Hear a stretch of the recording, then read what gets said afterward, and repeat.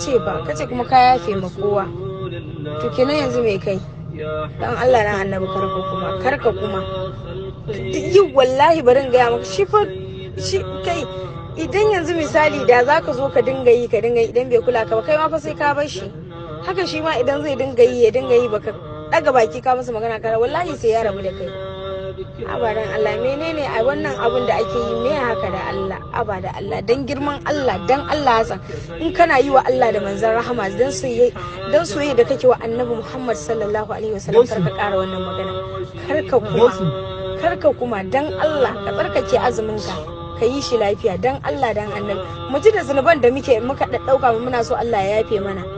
haba da Allah wata daya na sati 4 kawai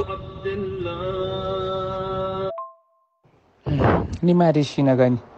kawai in ga tashin hankali ne mutum iya nema ba na wasan yaro ba amma ni a yanzu cikin watan azumi har ga Allah tun da yanzu kowa magana duk mun magana an manta akai ana in bari na barin amma shi wai bai leka gani watan azumi ne ya ji ma shi da zanufin da yake da shi ma in shirya nawa mana kawai watan azumi ka tada mana hankali kawai na bar shi cikin wannan watan azumin duk abin da zai yi amma wallahi kin ga bayan azumi ana sallama cewa azumi ana cewa an ga wata ai wallahi sai na tada mishi hankali kamar yadda ya tada min hankali a cikin watan Ramadan mi na mishi na rantsi da Allah kin san Allah ni na ruwaye komi wa ya wuce har na ba shi hakuri maka sallama in ga miki nace ni kowa na ya hima kowa ai ba kin ji ba ke ma